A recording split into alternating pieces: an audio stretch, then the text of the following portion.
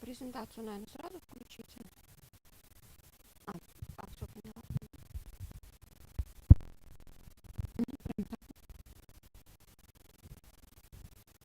Мгм.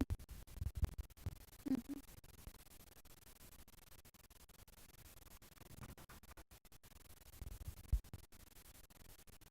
Здравствуйте, уважаемые абитуриенты.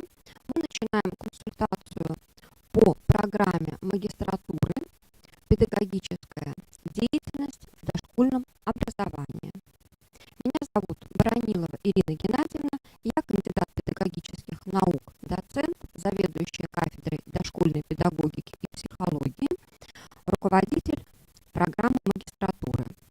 Сейчас вам будет загружена презентация, вы будете видеть слайды презентации, которые я буду пояснять. Я расскажу о процедуре проведения вступительных испытаний, и по завершении моего рассказа я отвечу на ваши вопросы также в прямом эфире. Перейдем к нашей консультации. Да. Загрузите, пожалуйста, презентацию.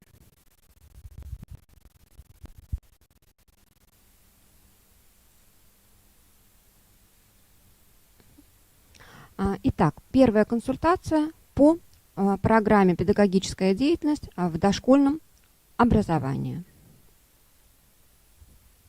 В первую очередь хочется сказать, что данная программа, она разработана в соответствии со спецификой востребованности педагогов в области дошкольного образования, владеющего современными технологиями.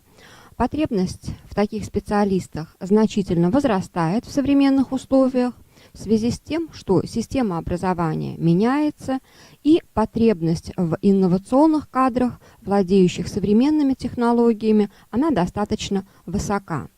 Данная программа, она как раз дает возможность педагогу дошкольного образования овладеть технологиями работы педагога, воспитателя, старшего воспитателя детского сада, руководителя образовательной организации, стать компетентным в области педагогической деятельности в дошкольном образовании. Особенность данной программы заключается в том, что областью профессиональной деятельности данной программы по педагогической деятельности согласно классификатору является в целом область образования, и выпускник будет подготовлен к таким видам экономической деятельности, как образование дошкольное, услуги в области дошкольного и начального общего образования.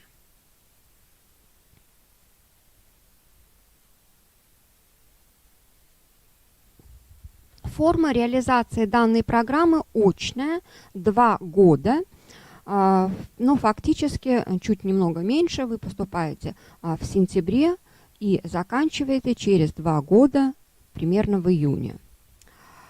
Данная программа реализуется как за счет мест бюджетных ассигнований федерального бюджета, это 16 мест, также и по договорам платных образовательных услуг, то есть также 2 места платных образовательных услуг, как мы с вами привыкли говорить, коммерческих места. Итого 18 мест. Выпускающая кафедра, кафедра дошкольной педагогики и психологии. Но перейдем теперь уже непосредственно к консультации. Я вас в целом сориентировала еще раз в программе. Сделала это для того, чтобы сориентировались в программе в первую очередь те наши абитуриенты, которые выбрали данную программу не первым выбором своим, а вторым или третьим, да, выбором, вот, чтобы они более подробно узнали о этой деятельности. Как нам с вами приступить к экзамену? Ссылка на программу вступительных испытаний, во-первых, есть в вашем личном кабинете, и саму программу вы можете посмотреть на официальном сайте нашего университета БГПУ. Заходите в раздел абитуриентов, направление подготовки выбираете магистратуру и далее программы вступительных испытаний. Среди перечня программ вступительных испытаний вы выбираете педагогическую деятельность в дошкольном образовании, чтобы ознакомиться с самой программой. Теперь самое важное, наверное, по срокам, то, что интересует каждого по времени. Экзамен, вступительное испытание по очной форме обучения проводится в форме тестирования и письменной работы. То есть у нас два вида вступительных испытаний. Два экзамена вы должны сдать. Бюджет сдает 7 августа в пятницу, то есть завтра. Вне бюджет, коммерческие места, на эти места можно будет сдать также 22 дополнительно. То есть только для коммерческих мест можно будет дополнительно сдать еще 22 августа в субботу. Результаты вступительных испытаний оцениваются по 100-бальной шкале. По первому экзамену, который у нас будет 7 в пятницу, будет тестирование. Вам в личный кабинет приходит ссылка на тестирование, вы выбираете онлайн-тестирование и проходите тест. Время проведения теста 60 минут, то есть вам дается 60 минут. Количество заданий в тесте 30. Соответственно, вам, конечно, нужно рассчитать свое время правильно, чтобы вы успели ответить на все вопросы. Паузу сделали, да? Чтобы вы успели ответить на все вопросы. На сдачу экзамена дается только одна попытка. Также вы увидите, что у вас указано время, что доступ к экзамену открыт с 10 до 15. Это сделано для того, чтобы нашим абитуриентам было удобно в удобное для них время войти в систему и сдать экзамен. Следовательно, вы можете войти в любое время этого периода, но самое позднее время входа в систему это 14 часов, потому что в 15 часов система уже закроется. То есть в интервале фактически с 10 до 14 вы должны войти в систему. Нельзя войти, посмотреть, передумать и решить, что я зайду через час. То есть если вы вошли, считается, что вы уже использовали свою попытку, а попытка только одна. Пересдачи не предусмотрены. Вот на это обратите особое внимание, чтобы вас никто в этот период не отвлекал, чтобы вы полностью были сосредоточены на экзамене. А кроме тестирования, также у нас предусмотрена письменная работа. По письменной работе после того, как вы пройдете тестирование, можете сделать перерыв, например, какой-то, если вам позволяет время до 15 часов, чтобы вы успели. Вы также заходите по ссылке и прикрепляете как экзамен письменной работы реферат. Перейдем теперь к содержанию программы.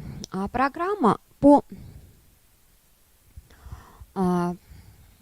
педагогической деятельности в дошкольном образовании, ее структура включает в себя 17 разделов.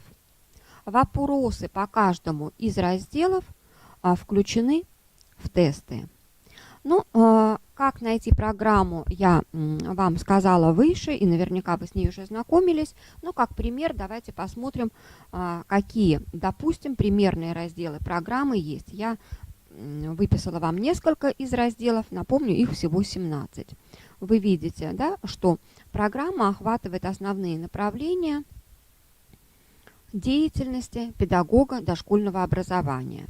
Например, это игровая деятельность, физическое воспитание, ребенок в системе детский сад, начальная школа, ребенок в системе детский сад, семья, методология, методы исследования, принципы исследования.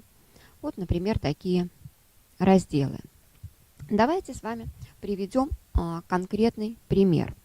Допустим, раздел номер 1 «Современное дошкольное образование как педагогическая система». В программе указано, что нужно обратить внимание на нормативные документы, такие как Закон об образовании в Российской Федерации, Федеральный государственный образовательный стандарт дошкольного образования и другие. Обратите внимание на слово «другие», то есть все документы не перечислены, но вы должны знать все базовые нормативные документы, которые связаны с системой образования. Это может быть и конвенция о правах ребенка, это может быть документ типовое положение, да, и ряд других документов, которые относятся к базовым нормативным документам.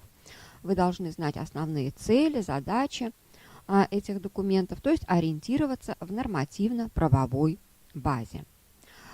Второй аспект в программе указан: комплексные и парциальные образовательные программы. Значит, вы должны ориентироваться, какие программы реализуются в системе дошкольного образования, по каким программам работают дошкольные образовательные организации. И, соответственно, если у вас попадается такой вопрос, да, то ответить на этот вопрос. И как пример я привела вам один из примеров заданий тестового испытания. Ну, вот аналогичные задания у вас будут. ВГОС дошкольного образования. ВГОС, да, это Федеральный государственный образовательный стандарт дошкольного образования, включает в себя сколько-то образовательных областей и дается на выбор 5, 6, 7, 8, да, образовательных областей. Вы должны знать, сколько образовательных областей включает ВГОС дошкольного образования, и выбрать, да, что он включает в себя, допустим, 5 образовательных областей. Приведем пример из раздела 17. Раздел 17 называется «Понятие возраста, проблема возрастной периодизации». Требование к критериям возрастной периодизации указано как один из вопросов, да, этого раздела. И, допустим, у нас в программу включены такие вопросы, которые связаны с возрастными периодизациями. Допустим, пример задания. Возрастная периодизация Эльконина, дошкольный возраст – это период. И даются варианты ответов. Вы должны выбрать, какой это период по периодизации Эльконина. Как вы считаете? С рождения до 7 лет, от 1 года до 7 лет, от 3 до 5, да? Или от 3 до 7 лет. Вы выбираете правильный ответ.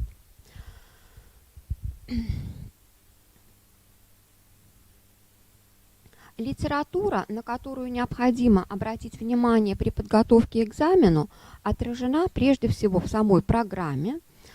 Так как экзамен у нас по педагогической деятельности в дошкольном образовании, то, соответственно, вы можете ориентироваться на базовые учебники и учебные пособия по дошкольной педагогике. Обязательно, конечно, мы с вами также смотрим нормативную базу, о чем я вам говорила выше. Полный перечень пособий находится в программе. Я бы вам рекомендовала сосредоточиться на одном из базовых учебников, которые отражены как основная литература и представлены сейчас на слайде. Мы завершили с вами обсуждение первого тестового экзамена и перейдем ко второму, к письменному заданию «Реферат». В программе также включена тематика рефератов. Я выделила вам сейчас на слайде несколько тем. В программе их больше. Вы выбираете ту тему, которая вам ближе, на ваше усмотрение, и готовите реферат по одной из выбранных вами тем. Давайте рассмотрим общие требования по оформлению реферата. Реферат вы должны представить в электронном или в распечатанном виде, сброшурованном в твердом переплете в приемную комиссию. Но так как у нас экзамен проводится онлайн, соответственно, вы прикрепляете в электронном варианте. Возникает вопрос у некоторых наших абитуриентов, должен быть ли это документ wordовский или PDF. Вы можете загрузить wordовский документ. Если у вас будут какие-то проблемы с загрузкой, можете загрузить вариант PDF. Специального какого-то вот условия в данном случае нет. Текст должен быть набран на компьютере и распечатан на стандартных листах белой бумаги. То есть не нужно реферат оформлять и украшать какими-то картинками, вензелями, рамочками и прочими элементами. Текст набирается в редакции Word. Используем гарнитуру шрифта Times New Roman. Размер традиционный шрифта 14. Вспомогательные, если это у вас какие-то сноски и таблицы, в таблицах, как правило, 12. Межстрочный интервал полуторный. Поля левая 30, правая 15, верхняя 20, нижняя 20. Структура реферата включает в себя наименования разделов, глав, параграфов. Они должны быть краткими. Объем реферата минимум это 15 страниц, максимум это 30 страниц. Но при написании реферата вы не должны руководствоваться тем, что он должен быть максимально объемным. Вы должны руководствоваться тем, чтобы должна быть раскрыта тема реферата. Все страницы нумеруются по порядку до последней страницы. На первой странице титульная цифра не ставится. Нумерация арабскими цифрами, нормальным шрифтом 14 с соблюдением сквозной нумерации. Номер страницы проставляется внизу в центре страницы без точки. Иллюстрации, таблицы, схемы располагаются на отдельных листах внутри текста и включены в общую нумерацию. Правила компьютерного оформления текста. Так как у нас по программе магистратуры поступают только лица, имеющие уже высшее образование, то каждый из вас имеет четкое представление о том, как выполняются письменные работы. И структура реферата и правила его оформления, они ничем не отличаются, в общем-то, от выполнения выпускной квалификационной работы, дипломной работы, курсовой работы. Отличаются только объемом и тем, что в данном случае вы не должны представлять результаты исследований. Вы планируете только обучаться. У вас в вашем реферате могут быть отражены аспекты теоретического освещения проблемы исследования, методического аспекта, раскрыты технологии, может быть подбор диагностических методик. Отписывать эксперимент в реферате не нужно. В остальном структура она такая же, да? То есть у нас есть титульный лист, есть оглавление, введение, в котором отражены основные методологические компоненты, как актуальность, цель, задачи и другие, которые вы сочтете необходимыми. Реферат должен состоять из глав, каждая глава должна состоять из параграфов, да? Как минимум 2 параграфов. Выводы, заключения и список литературы. Сокращения слов в тексте не допускаются, используются только общепринятые сокращения. Ну вот на отдельном слайде я выделила вам все, что у вас должно быть во введении и какие элементы включают в себя содержание вашего реферата. Список литературы. Обратите внимание, пожалуйста, на оформление списка литературы в реферате. Мы ориентируемся на 30 источников, но этого вполне достаточно 30 или 30 с небольшим, 60-70 это совершенно не нужно делать. Но обратите внимание на то, что список литературы должен обязательно быть оформлен в соответствии с библиографическими ГОСТами, с актуальными библиографическими ГОСТами. Они вам известны как выпускникам вуза, и если у кого-то есть затруднения, то вы можете посмотреть всегда либо в открытых источниках, в сети интернет эти ГОСТы, я вам их сейчас указала, либо можно посмотреть примеры на сайте БГПУ в разделе «Сведения об образовательной организации. Документы», где мы можем увидеть требования к выполнению письменных работ.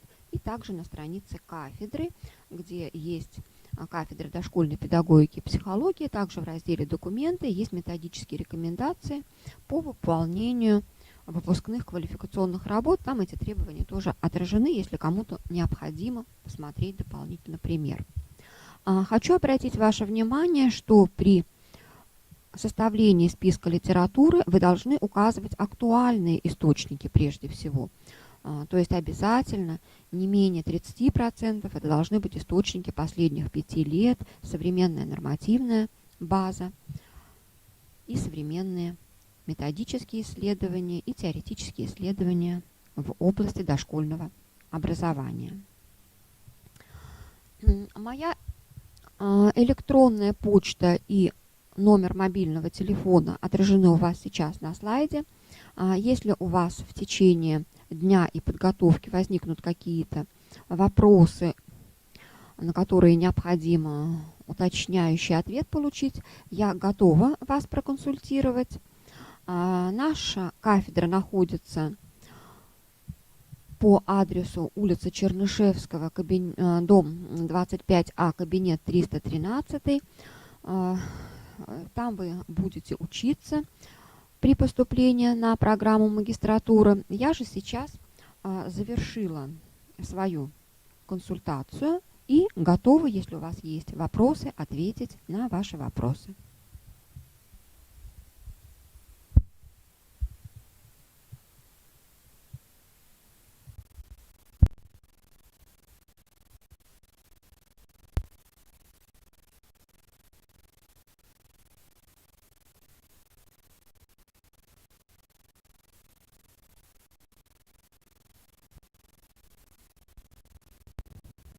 Ну, подождем еще несколько минут, может быть, у кого-то появится вопрос, и перейдем ко второй консультации. Это программа магистратуры для студентов, поступающих на заочную форму обучения.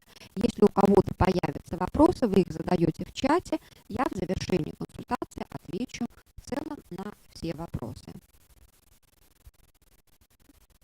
Вопросов пока не поступило, перейдем ко второй консультации.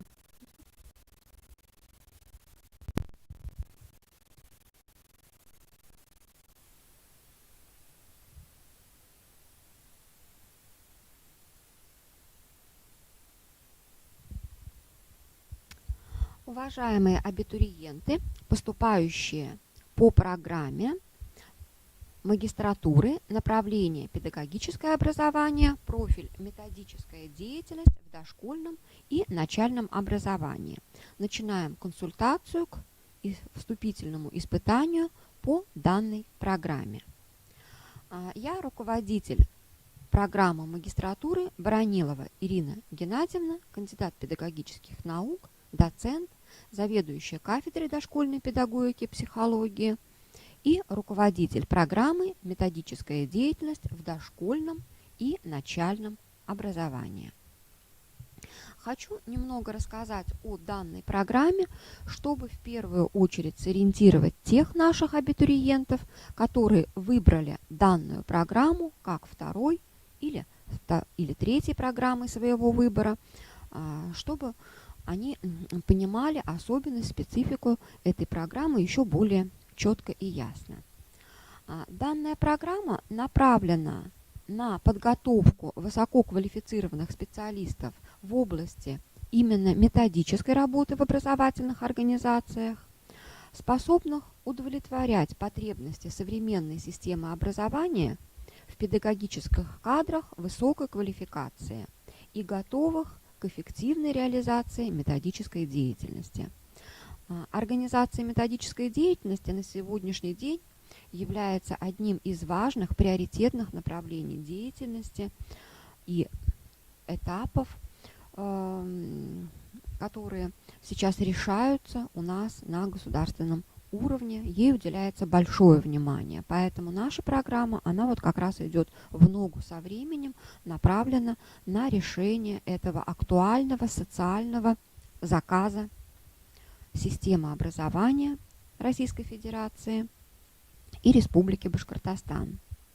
Уникальность программы определяется чрезвычайной востребованностью в современных образовательных организациях в квалифицированных педагогах, которые понимали бы особенности методической работы и в системе дошкольного и начального образования, могли бы реализовывать методическую деятельность в этом направлении. То есть выпускники программы, они могут работать как в образовательных организациях дошкольного образования, так и в образовательных организациях начального образования и в таком новом типе образовательных организаций, существующем сейчас у нас, как центр образования, когда образовательная организация включает в себя и школу, и детский сад или несколько детских садов. Область профессиональной деятельности, согласно классификатору, по программе «Методическая деятельность в дошкольном и начальном образовании» выпускник относится к разделу «Образование» и будет подготовлен к таким видам экономической деятельности, как услуги в области дошкольного и начального образования, во-первых, и во-вторых, образование начальное общее, то есть к двум видам экономической деятельности. Данная программа «Методическая деятельность в дошкольном и начальном образовании» реализуется заочно. Нормативный срок освоения программы 2,5 года. То есть традиционно вы обучаетесь 2 полных года, и на 3-м году обучения, примерно в конце января, вы завершаете свое обучение. Количество мест по данной программе всего 25, из них 16 мест – это бюджетные места за счет бюджетных ассигнований федерального бюджета и 9 мест платных, то есть по договорам платных образовательных услуг. Количество абитуриентов у нас достаточно высокое в этом году по данной программе, больше 70 поступило заявление, то есть конкурс достаточно вот такой у нас большой и на бюджетные места, и на платные места в том числе. Программа востребована. Давайте перейдем к характеристике вступительных испытаний. Для того, чтобы ознакомиться с программой вступительных испытаний, вы переходите на официальном сайте БГПУ в раздел «Абитуриентам», выбираете среди направлений подготовки магистратуру и открываете окно «Программа вступительных испытаний». И выбираете уже из перечня программ программу «Методическая деятельность в дошкольном и начальном образовании». По программе «Методическая деятельность в дошкольном и начальном образовании» только одно испытание. Это комплексное тестирование. По вашей программе реферата нет. То есть вы сдаете один экзамен в форме комплексного тестирования. Студенты, обучающиеся, не обучающиеся, а подавшие заявление на обучение на бюджет, сдают экзамен 7 августа в пятницу завтра. те, кто планирует поступать на внебюджет, сдают экзамен 22 августа, могут сдать в субботу. И есть еще один день, 18 сентября, четверг. Результаты вступительного испытания оцениваются по 100-бальной шкале. Время проведения вступительного испытания 60 минут. Количество заданий в тесте 30. На сдачу экзамена вам дается только одна попытка. Доступ к экзамену открыт с 10 утра до 15 часов 7 августа. В этот период вам необходимо зайти в систему. В личном кабинете у вас будет ссылка. Вы по этой ссылке должны войти и выбрать онлайн-тестирование. Так как стандартное время на выполнение вступительного испытания отводится 1 час, а экзамен заканчивается в 15, значит, вы должны зайти не позже 14 часов. Время дается с 10 до 15 для того, чтобы вы могли выбрать удобное для вас время на ваше усмотрение, но не позже 14 часов. Обратите внимание, что в тестовое задание включено 30 вопросов, у вас 60 минут. Следовательно, вам при работе с тестами нужно рассчитать свое время таким образом, чтобы у вас примерно 2 минуты, да, использовалось на одно тестовое задание. Сумейте правильно распределить свое время, чтобы вы успели ответить на все вопросы. Сдача повторного испытания не предусмотрена. Еще раз обращаю ваше внимание, что вам дается одна попытка. При организации своего экзамена, пожалуйста, создайте вокруг благоприятные условия, чтобы вас ничто не отвлекало в этот момент, да, ни по работе, ни дома, чтобы вам не пришлось отвлечься, чтобы вы были сосредоточены только на экзамене. Потому что если вы вошли в систему и вдруг что-то там вот вам нужно отвлечься и вы вышли из системы, считается, что вы свою попытку уже использовали, и второго раза войти в систему у вас уже возможности такой не будет.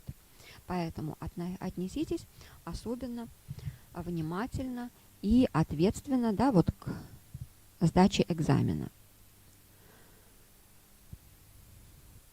Обратите внимание при ответе на вопросы, при подготовке к ответам на вопросы, на такие общие вопросы по таким аспектам, как возрастные классификации. Конечно, вы должны ориентироваться в возрастных классификациях детей. Вы должны ориентироваться в нормативных документах в системе образования. На вступительных испытаниях вопросы по нормативным документам встречаются. Это и знание закона об образовании, знание федерального государственного образовательного стандарта, как дошкольного, так и начального образования, знание конвенции о правах ребенка и других нормативных документов, которыми руководствуются образовательные организации дошкольного и начального образования в своей деятельности.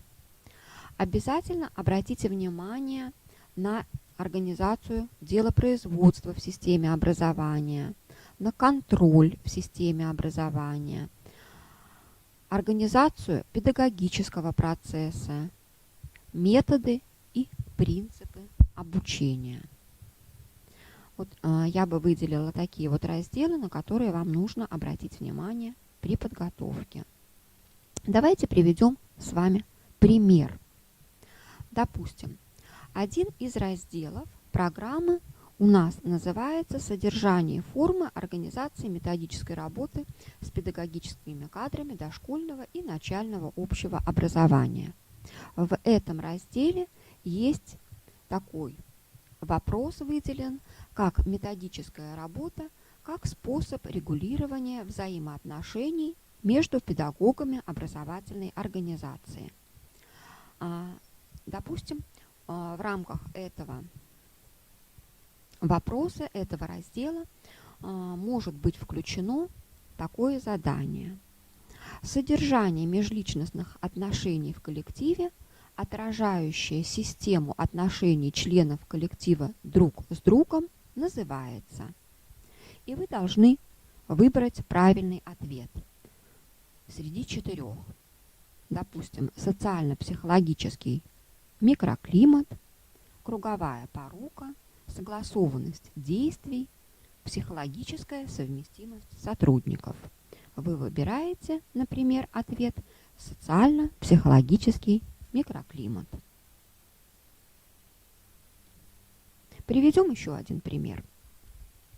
Допустим, в разделе 1 «Содержание и формы организации методической работы с педагогическими кадрами дошкольного и начального общего образования» есть такой пункт, да, в программе: планирование и корректировка образовательного процесса в образовательной организации. Пример задания. Сочетание природных и социальных, предметных и культурных средств, удовлетворяющих потребность актуального, ближайшего и перспективного развития ребенка, становление его творческих способностей – это развивающая предметная среда, воспитательный процесс, педагогический процесс, развитие. То есть вы должны ответить, что нам необходимо учитывать при планировании, то есть создании, при корректировке, то есть обновлении, развитии, да, образовательного процесса в образовательной организации.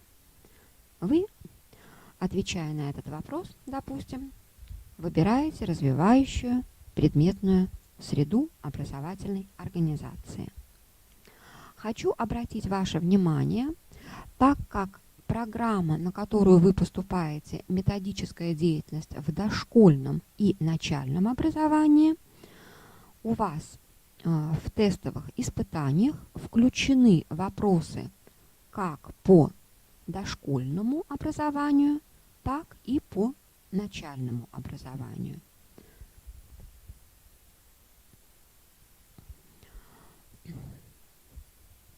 В программе отражена разнообразная литература, на которую нужно обратить внимание при подготовке к экзамену. Конечно, это в первую очередь базовые учебники, и обязательно обратите свое внимание на нормативные документы, о которых я говорила вам выше. Если у вас возникнут вопросы по завершению консультации в течение дня, мои контакты отражены сейчас у вас на слайде. Вы можете обратиться ко мне по телефону, либо по почте. Я вам разъясню, если у вас есть вопросы. Кафедра дошкольной педагогики и психологии располагается по адресу город Уфа, улица Чернышевского, дом 25А, кабинет 313. Здесь мы с вами будем учиться. Я желаю вам всем успешной сдачи вступительных испытаний, чтобы все ваши надежды на поступление в этом году оправдались, и вы поступили на ту образовательную программу, которую выбрали, которую планируете, и специалистом в той области, которой вы хотите сдать.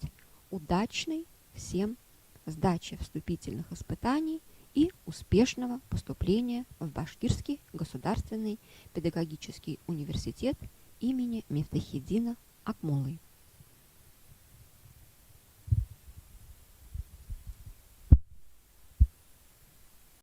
Давайте посмотрим, поступили ли вопросы в нашем чате.